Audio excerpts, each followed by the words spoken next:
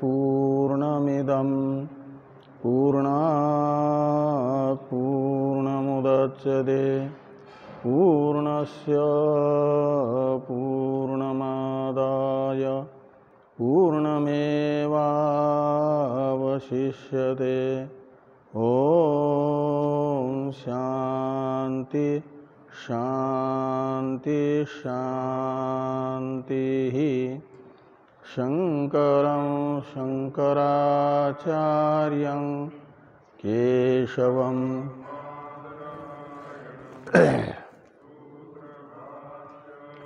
कृतौ वन्दे भगवन्तौ पुनः पुनः। ईश्वरो गुरुरात्मेति मूर्तिभेदविभागिने व्योमवद्व्याप्तदेहाय दक्षिणामूर्तये नमः। ॐ शान्ति शान्ति शान्तिः।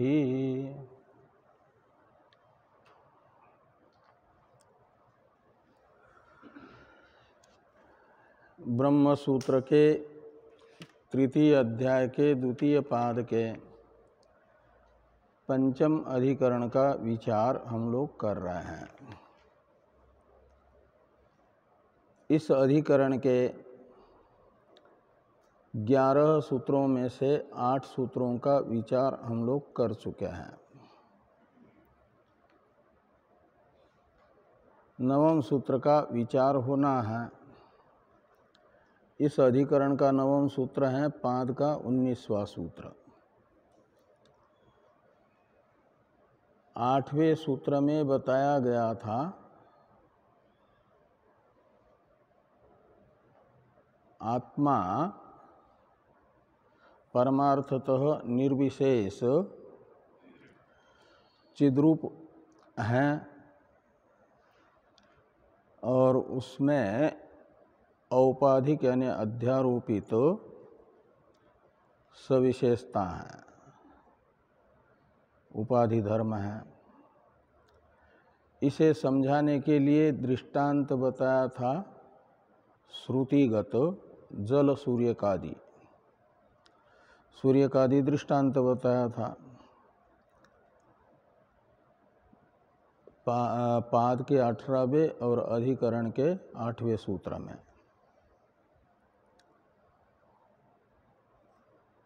वो श्रुति भी बताई गई थी। यथा ही अयन ज्योतिरात्मा विवस्वान अपो भिन्ना बहुधा एको अनुगच्छन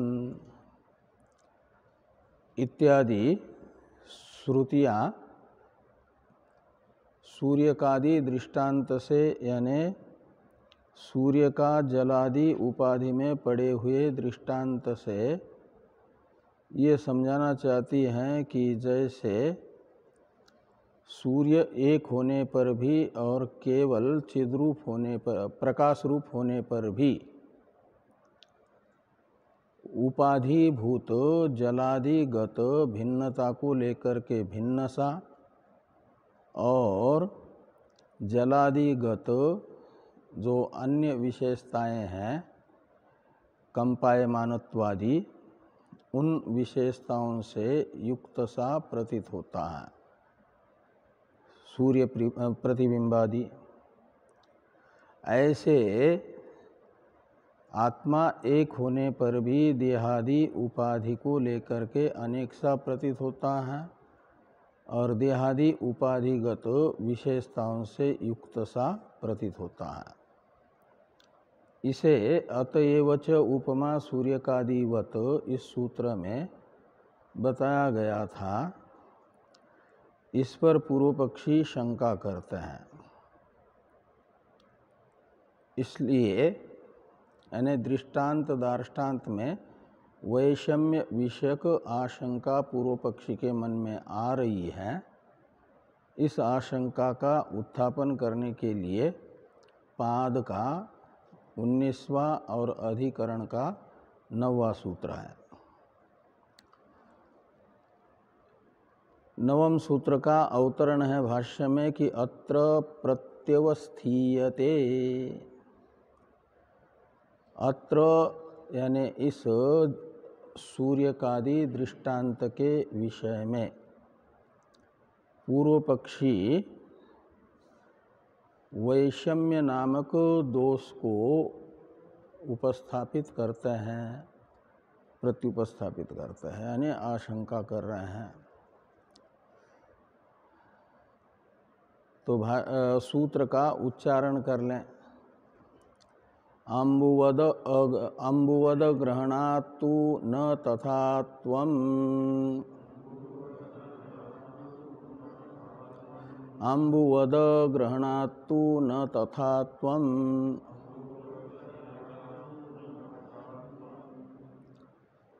अम्बुवत अग्रहणात् तू तत् न और तथा, ऐसे 5 पद हैं इसमें। अम्बुवत और अग्रहणात् ये निकलेगा द पूरा होने से सूत्र में।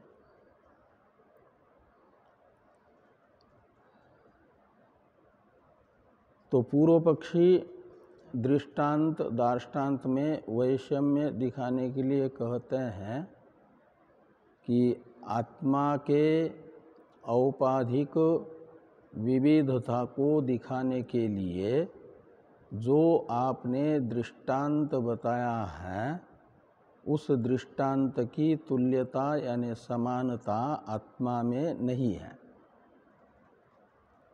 दोनों में तुल्यता नहीं है, वैलक्षण्य है दृष्टांत दार्ष्टान्त में।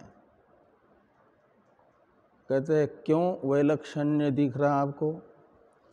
कहते इसलिए कि दृष्टांत में तो सूर्य की उपाधि जो जल है ये मूर्त है और इंद्रिय ग्राह्य है। तो मूर्त सूर्य की उपाधिभूत जो जल उसमें मूर्तत्व तथा ग्राह्यत्व है, इंद्रिय ग्राह्यत्व है। ऐसा और उस जल में मूर्त इंद्रिय ग्राह्य जल में जो सूर्य का प्रतिबिंब प्रतीत होता है वह भी मूर्त है। सूर्य स्वयं भी मूर्त है जो प्रतिबिंबित हो रहा है, और सूर्य स्वयं भी इंद्रिय ग्राह्य है, उपाधि भी इंद्रिय ग्राह्य है, मूर्त है। सूर्य स्वयं भी मूर्त है, इंद्रिय ग्राह्य है। तो इस प्रकार सूर्य में यानी बिंब स्थानीय जो सूर्य जो दृष्टांतगत हैं उसकी दार्ष्टान्त में आत्मा के साथ समानता दिखानी है ना, लेकिन वैषम्य दिख रहा है पूर्व पक्षी को। वो वैषम्य क्या है कि जो दृष्टांतगत बिंब है सूर्य वह मूर्त है, इंद्रिय ग्राह्य है। आत्मा अमूर्त है, अतीन्द्रिय है। ये वैलक्षण्य है। तो यही दिखाते हैं कि तद्वत अग्रहणात्, तद्वत अग्रहणात् में तत्शब्द से लीजिए सूर्य को। तो सूर्य के तरह तद्वत का अर्थ निकलेगा। तो दृष्टांत में बिंबभूत जो सूर्य है वैसे उसका जैसे ग्रहण होता है, मूर्त होने से इंद्रिय ग्राह्यत्व है उसमें, ऐसे आत्मा में अमूर्तत्व होने से क्या होगा? अतीन्द्रियत्व होगा। तो ये वैलक्षण्य रह गया ना। तो सूर्य के तरह आत्मा का ग्रहण न होने से तद्वत अग्रहणात् का अर्थ निकलेगा। दृष्टांत और दार्ष्टान्त में वैषम्य क्यों है? तो कहते हैं दृष्टांत दार्ष्टान्त में वैषम्य इसलिए है कि दृष्टांतगत जो बिंब हैं वह मूर्त हैं, इंद्रिय ग्राह्य हैं। दार्ष्टान्त में जो बिंब हैं आत्मा वह अमूर्त हैं, अतीन्द्रिय हैं। इसलिए सूर्य रूप बिंब के तरह आत्मा का ग्रहण न होने से आत्मा में जल सूर्यकादि की तुल्यता सिद्ध नहीं होगी, उपपन्न नहीं होगी। ये प्रतिज्ञा वाक्य है न सिद्धांति यानी पूर्व पक्षी का कि जल सूर्यकादि तुल्यत्वम इह न उपपद्यते। तो जल सूर्यकादि दृष्टांत की समानता इह यानी दार्ष्टान्त में अर्थात आत्मा में सिद्ध नहीं होगी। क्यों सिद्ध नहीं होगी? कहते तद्वत अग्रहणात्। तो जैसे सूर्य का आदि गृहीत होते हैं ऐसे आत्मा का ग्रहण न हो पाने से।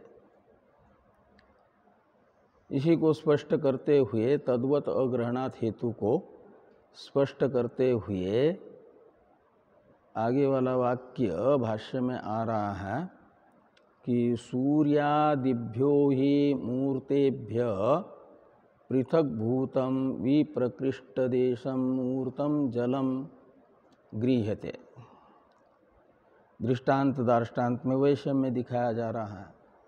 तो सूर्यादिभ्य ये उपहित हैं, सूर्यादि जो बिंब है ना, और उसकी उपाधि है जल। और इन दोनों में अंतर क्या है? तो कहते हैं सूर्यादिभ्यो ही मूर्तेभ्य। तो सूर्यादि बिंब भी मूर्त है। मूर्तेभ्य ये सूर्यादि का विशेषण है। सूर्यादि में आदि शब्द से चंद्रमादि को ग्रहण करना। तो सूर्य हैं, चंद्रमादि हैं, ये मूर्त हैं और उनसे पृथक भूत हैं यानी भिन्न हैं। कौन? उनकी उपाधि जिसमें प्रतिबिंब पड़ना है। तो सूर्यादि मूर्तों का प्रतिबिंब किस में पड़ना है? जल में। वह जल सूर्यादि से भिन्न है। सूर्यादि भिन्नत्वेन रूपेण गृहीत हो रहा है। और साथ में विप्रकृष्ट देशम, ये भी जल का विशेषण है। 3 विशेषण हैं जल के, यानी सूर्यादिभ्यो मूर्तेभ्य पृथक भूतम जलम गृह्यते, ऐसा अन्वय करिए। तो जो बिंब स्थानीय हैं सूर्यादि, जिनका प्रतिबिंब जल में प्रतीत होना है, वह जल सूर्यादि मूर्त पदार्थों से पृथक भूत हैं यानी भिन्न है। और कैसा है? तो विप्रकृष्ट देशम, विप्रकृष्ट देश है का मतलब दूर है। बिंब से उपाधिभूत जो जलादि हैं वह दूर है, भिन्न है और दूर है। विप्रकृष्ट देश का अर्थ। और मूर्त है ये जल। तो उपाधि के 3 विशेषण हो गए। वो बिंब से भिन्न है, बिंब से दूर देश में स्थित हैं और मूर्त हैं जल। तत्र युक्त सूर्यादि प्रतिबिंबोदय। तो तत्र यानी उस सूर्यादि से भिन्न विप्रकृष्ट देश मूर्त जल में, ये तत्र शब्द का अर्थ निकलेगा। सूर्यादि प्रतिबिंबोदय यानी सूर्यादि प्रतिबिंब का ग्रहण, युक्त यानी युक्ति संगत है, उचित है। तो ये दृष्टांत में तो ये बताया उपाधि ऐसी हो और प्रतिबिंबित होने वाला प्रतिबिंब सूर्यादि के तरह मूर्त हो। उपाधि की 3 विशेषताएं होगी और बिंब की एक विशेषता होगी, वो मूर्त होगा।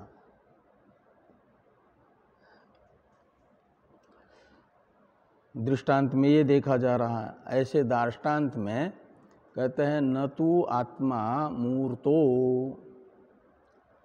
तो दार्ष्टान्त में सूर्यादि दृष्टांतगत बिंब स्थान विभूत सूर्यादि स्थानीय दार्ष्टान्त में है आत्मा। तो दृष्टांत में तो सूर्यादि मूर्त है, आत्मा अमूर्त है। ये वैलक्षण्य रहा, सारूप्य नहीं रहा, तुल्यता नहीं रही। और आगे कहते हैं उपाधि की जो 3 विशेषताएं बताई गई थी दृष्टांत में जल की, ऐसी दार्ष्टान्त में जो जल स्थानीय हैं दार्ष्टान्त में कार्यकरण संघात, ये भी जल के तरह 3 विशेषता वाला होना चाहिए ना। वो तीनों विशेषताएं कार्यकरण संघात रूप उपाधि में नहीं है और आत्मा में सूर्यादि बिंबगत जो मूर्तत्व रूप विशेषता है वह नहीं है, इसलिए वैषम्य है। ये दिखाया जा रहा है आगे कि न च अस्मात् पृथक भूता विप्रकृष्ट देशाश्च उपाधयः। तो जो उपाधियां हैं कार्यक्रम संघात, इनमें मूर्तत्व तो है एक जलगत विशेषता, लेकिन बाकी जो 2 विशेषताएं बताई गई थी, पृथक भूतत्व और विप्रकृष्ट देशत्व, ये 2 विशेषताएं देहादि उपाधि में घटित नहीं होती हैं। इस दृष्टि से ये कहा कि अस्मात् यानी आत्मनः, इदम शब्द का पंचमी का एक रूप है ना अस्मात्, और वो बताता है किसको? आत्मा को, प्रकृत आत्मा को। तो अस्मात् यानी आत्मनः पृथक भूता विप्रकृष्ट देशाश्च उपाधयः न, ऐसा अन्वय करिए। नतु वाला जो नतु है ना, इसका अन्वय यहाँ पर करिए उपाधि के साथ। तो आत्मा से पृथक भूत यानी भिन्न तथा दूर देश कार्यक्रम संघात रूप उपाधियों को नहीं माना जाएगा। कार्यक्रम संघात रूप उपाधि को आत्मा से भिन्न क्यों नहीं माना जाएगा?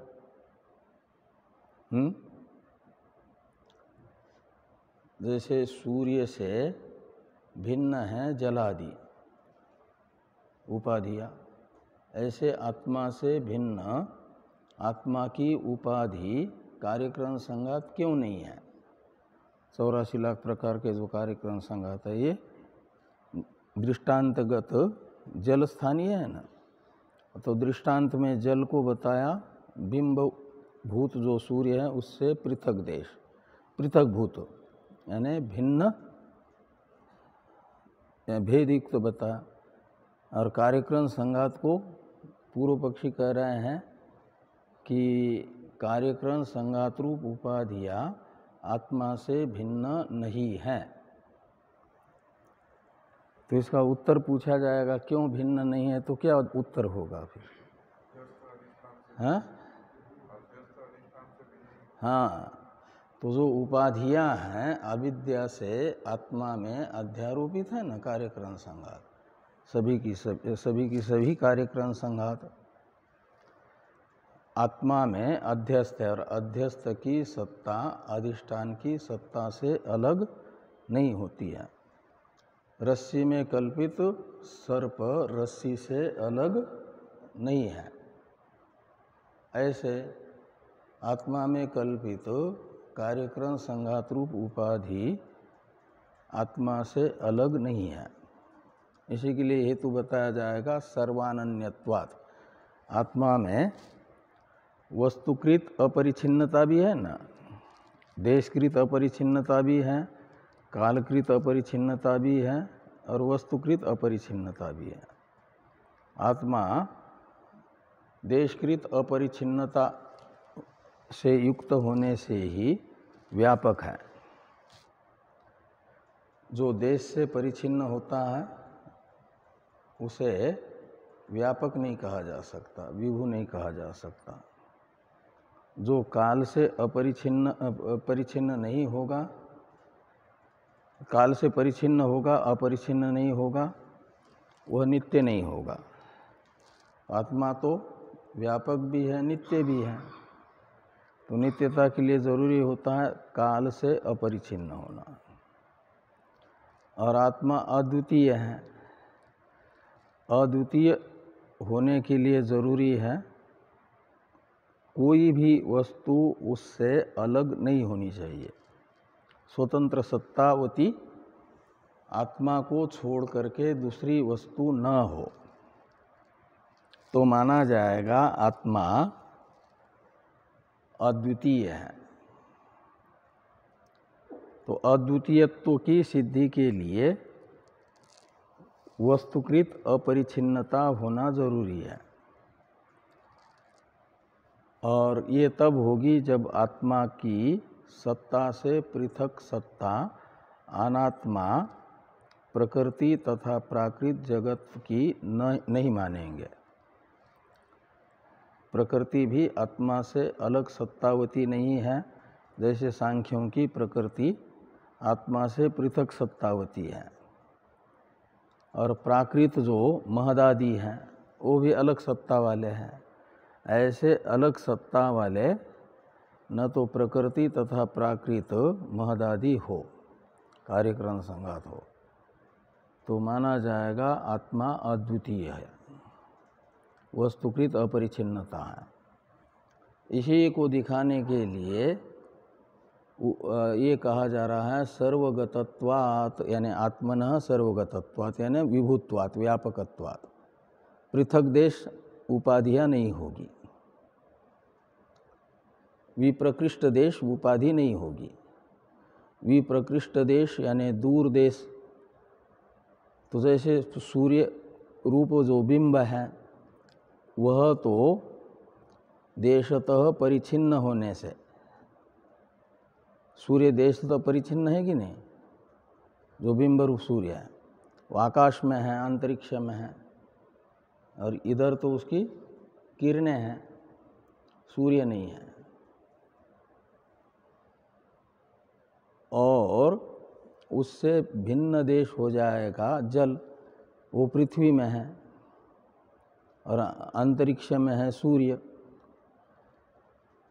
तो सूर्य देशतः परिच्छिन्न होने से पृथक देश हुआ, सूर्य से पृथक देश हुआ उसकी उपाधिभूत जल। ऐसे आत्मा से पृथक विप्रकृष्ट देश कार्यक्रम संघात को होने के लिए आवश्यक होगा। जहाँ कार्यक्रम संघात हैं वहाँ आत्मा न हो। ऐसा कोई स्थान है जहाँ आत्मा की उपाधि है लेकिन आत्मा नहीं है? ऐसा मानेंगे तो फिर आत्मा की व्यापकता नहीं रहेगी ना। इसलिए वो विप्रकृष्ट देश कार्यक्रम संघात नहीं होंगे आत्मा की उपाधि। इसे दिखाने के लिए कहा कि सर्वगतत्वात् पूर्व पक्षी ने, ये सब पूर्व पक्ष का ही सूत्र है। और साथ में वो पृथक भूत क्यों नहीं है कार्यक्रम संघात, आत्मा से भिन्न क्यों नहीं है, इसे स्पष्ट करने के लिए ये कहा जा रहा है कि सर्वानन्यत्वात्, कि आत्मा जो है सर्वानन्य है, यानी वस्तुतः अपरिच्छिन्न है। कोई भी वस्तु आत्मा से भिन्न नहीं है, क्योंकि प्रकृति तथा प्राकृत संपूर्ण जगत आत्मा में अध्यारोपित है, कल्पित है। कल्पित होने से कल्पित जो है अपने अधिष्ठान से पृथकभूत नहीं हो सकता, स्वतंत्र सत्ता वाला नहीं हो सकता। इस अभिप्राय से लिखा कि सर्वानन्यत्वाच्च, ये दो हेतु बताए। तो कार्यक्रम संघात के आत्मा से पृथक न होने में हेतु हैं सर्वानन्यत्व, और आत्मा से विप्रकृष्ट देश कार्यक्रम संघात के न होने में हेतु हैं आत्मा का सर्वगतत्व। तो इस प्रकार दृष्टांत दार्ष्टान्त में वैसे में आया ना, दृष्टांत में उपाधि तो बिंब से पृथक भूत है और विप्रकृष्ट देश है जलादि, और दार्ष्टान्त में कार्यक्रम संघात रूप जो उपाधि है वो बिंब रूप जो आत्मा उससे पृथक भूत भी नहीं है और विप्रकृष्ट देश भी नहीं है, सर्वगत होने से सर्वानन्य होने से। इस प्रकार ये जो आत्मा में विविधता को सिद्ध करने के लिए दृष्टांत बताया सूर्यकादि, यह दृष्टांत और दार्ष्टान्त विलक्षण है। दृष्टांत दार्ष्टान्त में वैलक्षण्य नामक दोष है।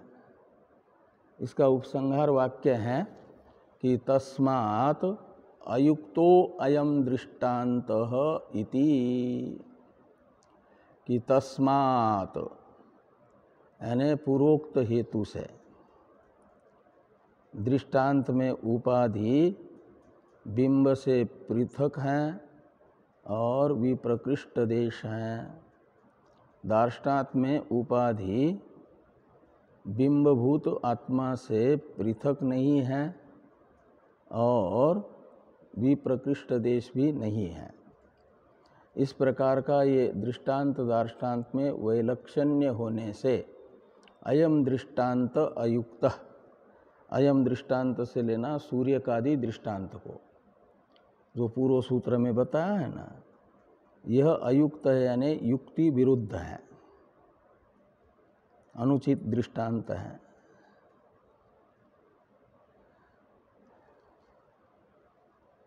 अब सिद्धांती इसका उत्तर देते हैं।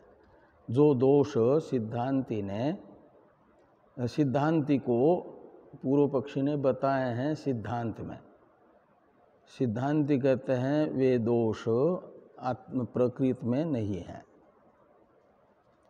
तो अत्र प्रतिविधीयते,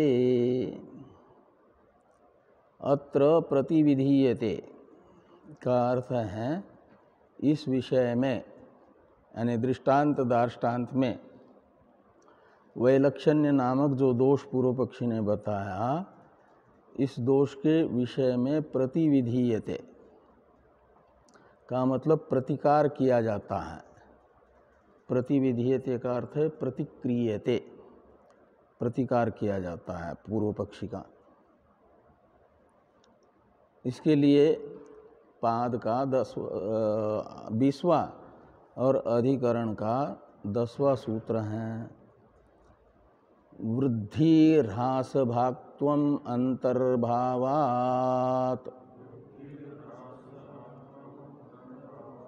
उभय सामंजस्याद एवं,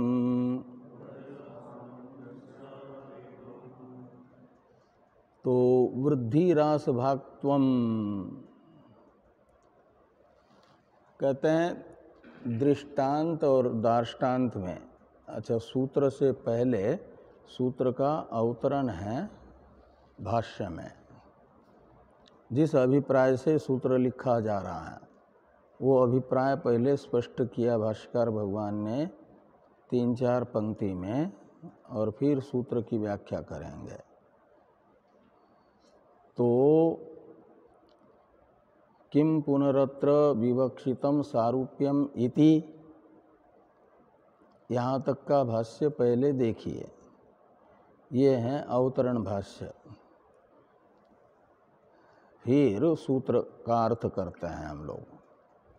तो युक्त एव तु अयम दृष्टांतो विवक्षित अंश संभवात, ये सिद्धांति का अभिप्राय है कि अयम दृष्टांत युक्त एव।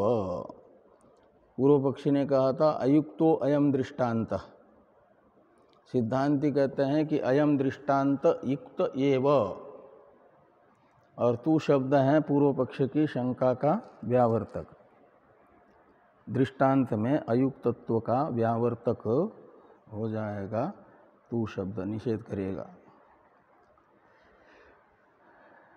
कहा ऐसा कैसे? दृष्टांत में दृष्टांत दार्ष्टान्त का वैलक्षण्य हम बता चुके हैं, और आप कैसे कहते हैं कि उचित ही दृष्टांत है? कहते हैं इसलिए कि विवक्षित अंश सद्भावात, दृष्टांत का दार्ष्टान्त में जो विवक्षित अंश है वह विवक्षित अंश दृष्टांतगत दार्ष्टान्त में विद्यमान है। वो विद्यमान होने से माना जाएगा दृष्टांत को युक्त ही, उचित ही। ये यहाँ पर कहते हैं कि विवक्षित अंश संभवात। आगे है नहीं दृष्टांत दार्ष्टान्तिकयोः क्वचित कंचित विवक्षितांशम उक्त्वा मुक्त्वा सर्वसारूप्यम केनचित दर्शयितुम शक्यते। कहते कोई भी विचारक अपने सिद्धांत को स्थापित करने के लिए जो दृष्टांत बताते हैं उस दृष्टांत की संपूर्ण समानता दार्ष्टान्त में नहीं बता सकते। यदि दृष्टांत की दार्ष्टान्त में सर्व समानता बताना संभव होगा तब तो दृष्टांत दार्ष्टान्त भाव ही नहीं होगा। दृष्टांत दार्ष्टान्त भाव एक संबंध है ना, संबंध दो में होता है, और व्यक्ति भेद कब होता है?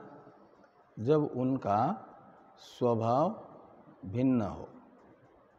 स्वभाव यानी धर्म, धर्म के वैलक्षण्य को लेकर के ही व्यक्ति का वैलक्षण्य सिद्ध होता है ना।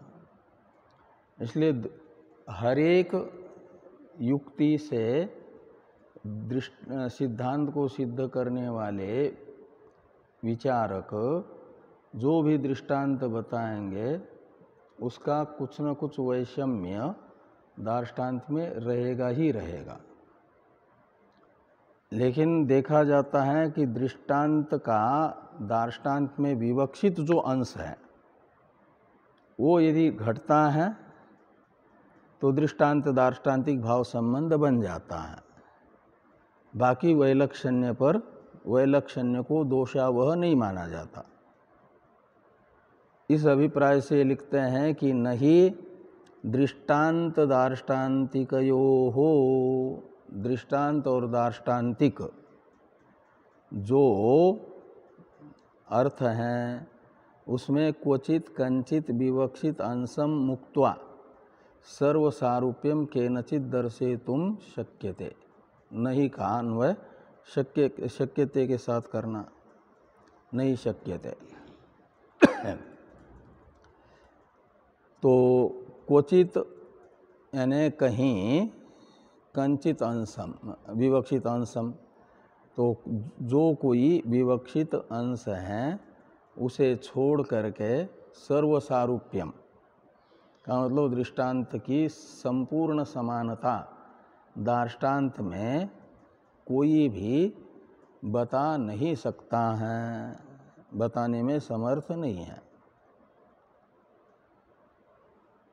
क्यों कहते? इसलिए कि संपूर्ण समानता यदि होगी तो फिर दृष्टांत दार्ष्टान्तिक भाव रूप संबंध ही नहीं बनेगा। ये आगे लिखते हैं कि सर्वसारूप्ये ही दृष्टांत दार्ष्टान्तिक भावोच्छेद एव स्यात्। संपूर्ण समानता दृष्टांत की दार्ष्टान्त में रहने पर तो दृष्टांत दार्ष्टान्तिक संबंध ही उच्छिन्न हो जाएगा, समाप्त हो जाएगा। फिर तो एक ही वस्तु हो जाएगी। एक वस्तु में संबंध नहीं होता है, संबंध द्विष्ट होता है, दो में रहता है। और दो व्यक्ति को बनाए रखने के लिए थोड़ी तो भिन्नता स्वभाव में होनी जरूरी है, नहीं तो व्यक्तिद्वय नहीं होगा, एक ही व्यक्ति होगा। संपूर्ण स्वभाव एक हो जाए तो इस अभिप्राय से ये लिखा गया कि सर्वसारूप्य ही दृष्टांत दार्ष्टान्तिक भावोच्छेद एव स्यात्। आगे है न चेदम स्वमनीषया जल सूर्यकादि दृष्टांत प्रणयनम। तो स्वमनीषया जल सूर्यकादि का दृष्टांत हम नहीं बता रहे हैं। हमने जल सूर्यकादि दृष्टांत अपनी बुद्धि से कल्पना करके नहीं बताया है, आत्मा का औपाधिक वैलक्षण्य दिखाने के लिए। अपनी बुद्धि से नहीं बताया का मतलब लौकिक दृष्टांत नहीं है, ये वैदिक दृष्टांत है, वेद ने बताया है। तो स्व मनीषया का, मनीषया में मनीषा शब्द का अर्थ होता है बुद्धि, मनीषया का अर्थ निकलेगा बुद्धिया, और स्व यानी आत्मीय, तो स्व मनीषया का अर्थ निकलेगा स्वबुद्धिया। अपनी बुद्धि से जल सूर्यकादि दृष्टांत की कल्पना करके हम आत्मा की औपाधिक विविधता को नहीं दिखा रहे हैं, अपितु ये आत्मा के औपाधिक विविधता को बताने के लिए जल सूर्यकादि दृष्टांत वेद ने बताया है, शास्त्र प्रतिपादित है। इस अभिप्राय से आगे लिखते हैं कि शास्त्र प्रणीतस्य तु अस्य प्रयोजन मात्रम उपन्यस्यते। तो शास्त्र प्रणीत जो दृष्टांत है, अस्य ये सर्वनाम दृष्टांत का परामर्शक है। तो शास्त्र प्रणीतस्य तु अस्य यानी दृष्टान्तस्य प्रयोजन मात्रम उपन्यस्यते। हम तो शास्त्र ने बताए हुए दृष्टांत का जो फल है उसका मात्र ज्ञापन कर रहे हैं, उसको बता रहे हैं। ये कौन कह रहे हैं? सिद्धांती। जल सूर्यकादि दृष्टांत हमने अपनी बुद्धि से नहीं बताया, वो वेद ने बताया। और वेद ने किस उद्देश्य से जल सूर्यकादि दृष्टांत बताया है उसे स्पष्ट कर रहे हैं हम, वेद के अभिप्राय को स्पष्ट कर रहे हैं। ये शास्त्र प्रणीतस्य तु अस्य प्रयोजन मात्रम उपन्यस्यते का अर्थ निकलेगा। तो फिर प्रश्न हुआ कि किम पुनः अत्र विवक्षितम सारूप्यम। तो कहा कि ठीक है, शास्त्र ने ये दृष्टांत बताया है और दृष्टांत दार्ष्टान्तिक में संपूर्ण सारूप्य होता भी नहीं है, विवक्षित सारूप्य मात्र को लेकर के दृष्टांत दार्ष्टान्तिक भाव संबंध बनाया जाता है। ये सब हम स्वीकार करके पूछ रहे हैं कि यहाँ पर यानी आत्मा में सूर्यादि दृष्टांत की समानता कौन सी है, विवक्षित समानता सारूप्य कौन सा है? तो कहते हैं तद उच्यते। यदि समानता दृष्टांत की दार्ष्टान्त में जानना चाहते हो तो वह वेद का जिस विवक्षित अंश को लेकर के दृष्टांत बताना उद्देश्य है वह विवक्षित अंश हम बता सकते हैं। उसी विवक्षित अंश को बताने के लिए ये सूत्र है। तो अब सूत्र को देखिए, वृद्धि ह्रास भागत्वम, ये सारूप्य है। वृद्धि ह्रास भागत्वम, भाग का अर्थ है युक्त, भागत्वम का अर्थ निकलेगा युक्तत्व। किससे युक्तत्व? तो दृष्टांतगत वृद्धि ह्रास रूप विवक्षित अंश से युक्तत्व दार्ष्टान्त में है। तो जैसे दृष्टांत में उपाधिभूत जो जल है वह यदि अभिवृद्धि को प्राप्त हो जाए, बढ़ जाए, तो सूर्य प्रतिबिंब भी बढ़ा हुआ प्रतीत होगा कि नहीं होगा? बड़ा प्रतिबिंब होगा। और यदि जल छोटे से गड्ढे में जमा हुआ है, 2-4 इंच लंबा चौड़ा गड्ढा है, उसमें बारिश से पानी जम गया, उसमें सूर्य का प्रतिबिंब दिखेगा। और एक है 2 किलोमीटर लंबी चौड़ी झील, और उसमें सूर्य का प्रतिबिंब दिखेगा। दोनों बराबर बराबर दिखेंगे या छोटे बड़े दिखेंगे? हाँ, बराबर, दोनों बराबर ही दिखेंगे। प्रतिबिंब छोटा बड़ा दिखेगा कि बराबर दिखेगा?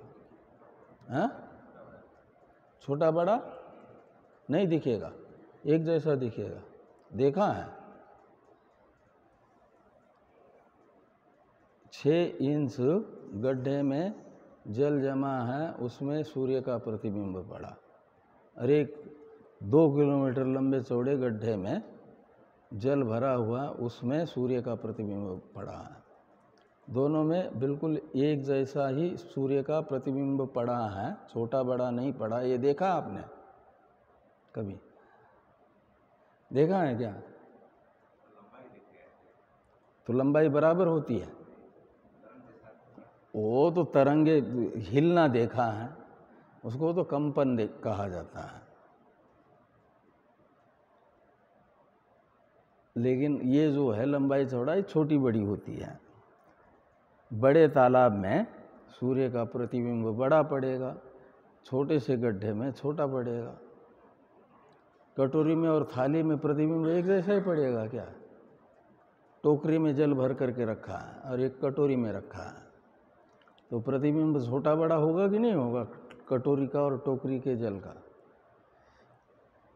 तो जल रूप उपाधि यदि अधिक मात्रा में है तो वृद्धि को प्राप्त होता है कौन? प्रतिबिंब, बड़ा दिखता है।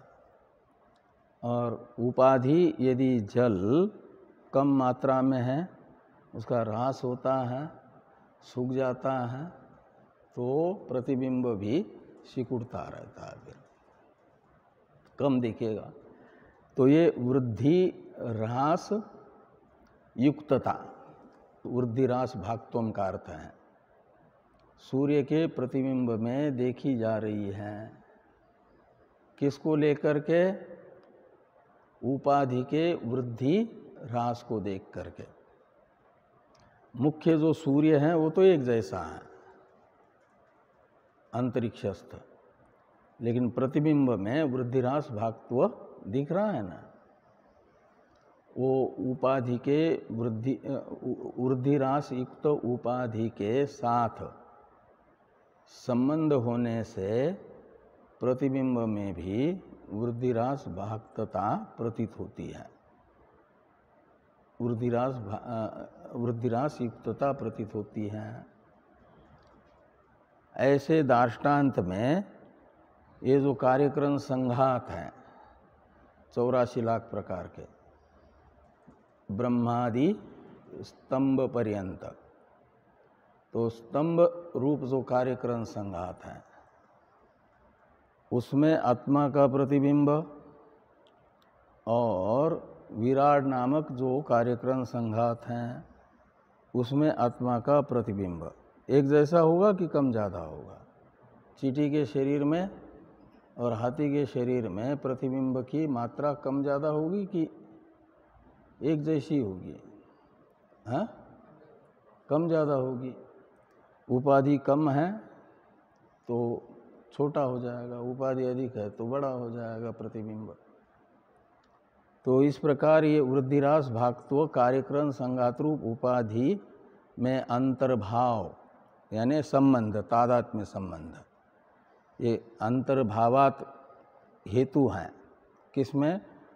विवक्षित जो अंश हैं वृद्धिरास भागत्व, वृद्धिरास रूप अंश हैं, और उससे युक्तता की सिद्धि में हेतु हैं अंतर्भावात यानी उपाधि के साथ संसर्ग होने से।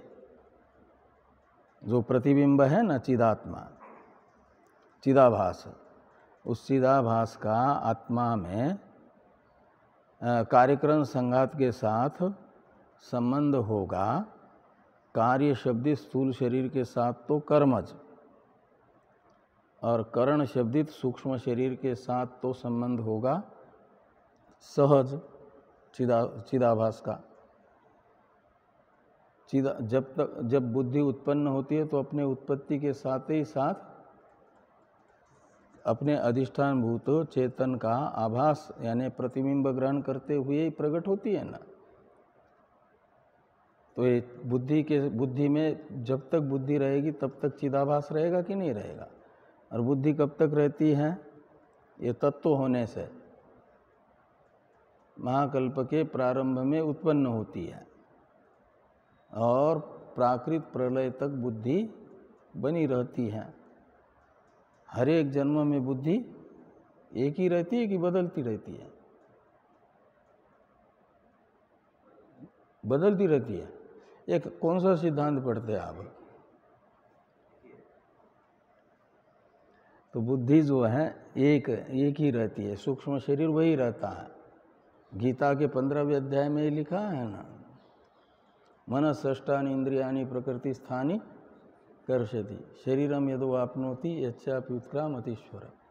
जब शरीरांतर ग्रहण करता है तो इस शरीर से पूरा सूक्ष्म शरीर अपने साथ लेकर के जाता है और उस शरीर में प्रवेश करता है सूक्ष्म शरीर के साथ, इसको छोड़ता है। और शरीर के साथ सूक्ष्म शरीर जब तक है तब तक जीवात्मा है यानी चिदाभास है।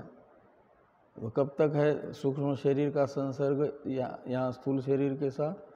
जब तक कर्म है, प्रारब्ध। तो इसलिए कर्म संबंध माना गया है। तो ये कहते हैं कि अंतर्भावात यानी कार्य शब्दित स्थूल शरीर और करण शब्दित सूक्ष्म शरीर के साथ आविद्यक संसर्गाध्यास आत्मा का होने से, आत्मा का संसर्गाध्यास है ना, स्वरूप अध्यास तो नहीं है। और जब तक ये संसर्ग अध्यास रहेगा, अंतर्भावात का अर्थ है, तब तक जिसके साथ आत्मा का संसर्ग अध्यास है तदगत वृद्धि रासादि जो धर्म है उन धर्म से युक्त स्वतः वृद्धि रास रहित आत्मा प्रतीत होगा। ये विवक्षित अंश, औपाधिक विवक्षित अंश आत्मा में विवक्षित है। दृष्टांत का उदाष्टांत में रह रहा है। जल का वृद्धि रास जैसे सूर्य में आरोपित होता है, ऐसे कार्यक्रम संघात का वृद्धि रास आरोपित होता है। किसमें? आपके आत्मा में। वृद्धि रास ये एक प्रकार से समझना उपलक्षण। जायते अस्ति वर्धते विपरिणमते अपक्षीयते विनश्यति। ये जो विकार हैं, ये विकार उपाधि के आत्मा में विवक्षित है। और क्यों विवक्षित है? कहते अंतर्भावात, यानी उपाधि के साथ संसर्ग अध्यास होने से। आगे कहते हैं उभय सामंजस्यात् एवं। तो एवं शब्द का अर्थ है अविरोध, यानी विरोधाभाव। एवं शब्द का अर्थ निकलेगा कोई विरोध दृष्टांत दार्ष्टान्त में नहीं है। क्यों विरोध नहीं है? और आत्मा में परमार्थतः केवल प्रज्ञान घन निर्विशेष रूपता और औपाधिक कर्तृत्व भोक्तृत्वादि अनेक रूपता, इसका भी आपस में कोई विरोध नहीं है। ये एवं शब्द का अर्थ निकलेगा। ऐसा क्यों? तो कहते हैं इसलिए कि उभय सामंजस्यात्, इसमें उभय शब्द से लीजिए दृष्टांत और दार्ष्टान्तिक को। तो दृष्टांत और दार्ष्टान्तिक का सामंजस्य यानी समन्वय, और सामंजस्यात् का अर्थ है समन्वयात्। तो दृष्टांत दार्ष्टान्त का समन्वय हो जाने से आत्मा में स्वतः निर्विकार चिद्रूपता और औपाधिक कर्तृत्व भोक्तृत्वादि अनेक रूपता का कोई विरोध नहीं है, अविरोध है। एवं का अर्थ निकलेगा। इस प्रकार ये सूत्रार्थ हो जाएगा। इसी प्रकार का सूत्रार्थ भगवान भाष्यकार बता रहे हैं, इसे देखिए तद उच्यते के बाद में। वृद्धिरास भाक्त्वम इति। तो वृद्धिरास भाक्त्वम ये सूत्र का प्रतिग्रहण है। इसका अर्थ करते हैं सूत्र का कि जलगतम ही सूर्य प्रतिबिंबम जल वृद्धो वर्धते जल ह्रासे रसति। जल चलने चलति जल भेदे भिद्यते। कहते हैं जलगत जो सूर्य का प्रतिबिंब है वह जल के बढ़ने से बढ़ जाता है, जल के घटने से घट जाता है, यानी छोटा बड़ा हो जाता है। और जल में कंपन होने से सक्रिय प्रतीत होता है, और जल के भिन्नता को लेकर के भिन्न भिन्न सा भी प्रतीत होता है। कौन? जलस्थ सूर्य प्रतिबिंब। ये दृष्टांतगत विवक्षित अंश ये है दार्ष्टान्त में। एक तो वृद्धिरास भाक्त्व और सक्रियत्व और भेद, ये चार अंश हो गए ना विवक्षित। ये दार्ष्टान्त में भी है उपाधि को लेकर के। इसे आगे कहते हैं एवं जल धर्मानुयायी भवति। इत्येवं जल धर्मानुयायी भवति। इत्येवं जल धर्मानुयायी भवति का कर्ता कौन होगा? सूर्य प्रतिबिंबम। सूर्य प्रतिबिंबम का विशेषण है जल धर्मानुयायी। सूर्य का प्रतिबिंब इस प्रकार जल धर्मों का अनुयायी बनता है। अनुयायी का मतलब अन्वय युक्त, यानी इन जल के धर्मों से युक्त प्रतीत होता है सूर्य का प्रतिबिंब। यदि जल बढ़ा तो सूर्य का प्रतिबिंब में भी वृद्धि, जल में यदि ह्रास हुआ तो सूर्य प्रतिबिंब में भी ह्रास, जल में यदि क्रिया हुई तो प्रतिबिंब में भी सक्रियता प्रतीत होती है। जल यदि भिन्न है तो इसमें भी भेद प्रतीत होता है सूर्य प्रतिबिंब में भी। ये सब जल के धर्म हैं। जल धर्म शब्द से लेना वृद्धि रास आदि को, जलगत वृद्धि रास आदि को, और उनका अनुयायी बन जाता है कौन? ये प्रतिबिंब, सूर्य का प्रतिबिंब अनुयायी बन जाता है, यानी उनसे युक्त हो जाता है। तो अनुयायी भवति न तो परमार्थतः सूर्यस्य तथात्वमस्ति। तो सूर्य में वस्तुतः